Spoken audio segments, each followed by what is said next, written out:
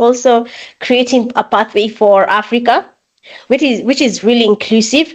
And I believe if all organizations do the same thing in the next few years, Africa will be on that line. That is a lot of information, and I am buzzing. I don't even know how to start with this. I'm buzzing. So just break it down again. The future is bright for esports athletes because we're getting pathways, direct pathways for. Yes. So esports athletes, esports creators, esports casters, and therefore coaches, analysts, team managers are all beginning to be recognized and Yes. become validated in the ecosystem for esports. Yes. It's looking really good right now. They have created that platform literally. If you look at ENC, I mean, each region has their own coaches, their own team manager, and they've not put a person that is not from Africa to continue leading an African country. They've given the African countries a platform to lead themselves by choosing their own leaders from their own region. So yeah, I think it's looking good.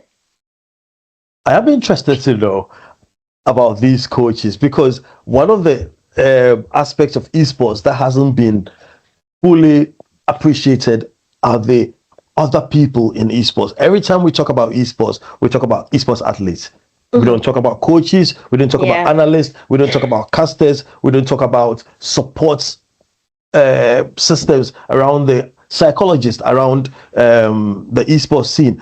Actually, next 2 weeks, we're speaking to an optometrist who is talking about esports, our visions, and how we use digital and screens and how it's impacting on our lifestyles. We're not talking about all these professions who are involved in esports, and it's important that we highlight the opportunity for esports in Africa because people are there wanting to be esports, but also have these professions which can contribute to esports development. And I'm happy that you're mentioning all this.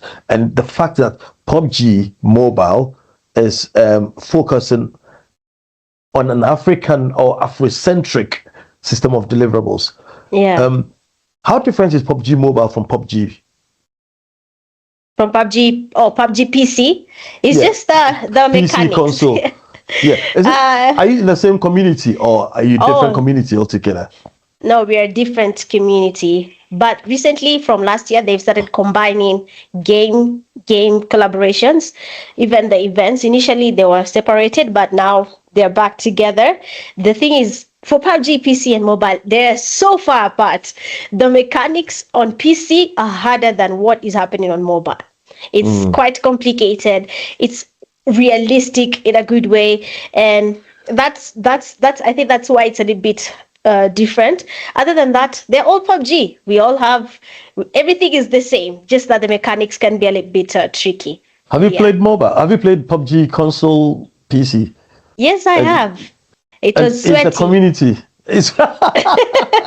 You are very animated and very descriptive. I like that. You don't hide it. You don't hide it at all. That's good. That's good. So, in the community, just to see if people who have got PCs and consoles are they able to grow in the same way with things like the PUBG. Utopia Design Project, World of Wonder, Creative Hub, are they equal opportunities like that in the console or PC game? For Africa, I don't really know much because even being honest, the PUBG PC community, even in Kenya itself, it's there, but it's not as big as the mobile community. Of course, you have to look at stuff like getting a PC. It's way expensive than getting a phone. The whole setup, it's too big. But for opportunities again for PC, I'm not sure about how much they have going on their side, since most of their platforms are not really as interactive. But I do know they do have a similar project on earning.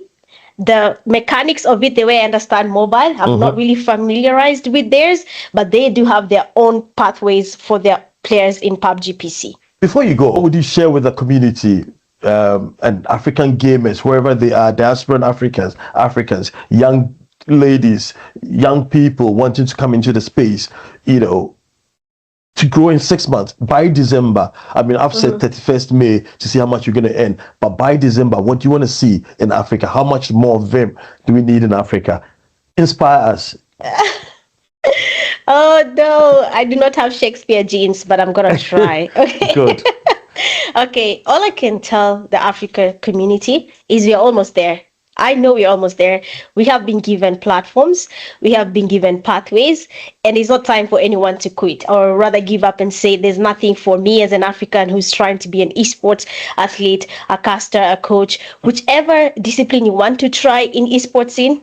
Do it, guys. We're literally almost crossing that finish line where it's going to be so easy for everyone to earn something from their passion. Could be gaming, could be you like talking, like Mitch, could be you're very analytic, just keep on going. There's room and space for everyone, and the people who are going to get there, the people who do not give up and see what's in it for us. That's light at the end of the tunnel. Big light. We're not talking about little bushfires. We're talking about that big bonfire. I keep saying that Africa does good with bushfires. Little fires everywhere. We do have bushfires, but we don't have that bonfire. But PUBG Mobile possibly will be a fuel to the bonfire. Yes. Ignite Africa. And through Esports Africa News, we're going to make that happen. Thank you so much for Mitch Gaming, for spending your Sunday mid-morning, maybe afternoon now in Kenya, and mid-morning in the UK, spending your time with us, and really, really appreciate your time. Really inspiring today. I'm really excited. I'm even going to start playing PUBG Mobile myself, but I really appreciate it. Thank you. It's an honor. Thank you so much for having me as well.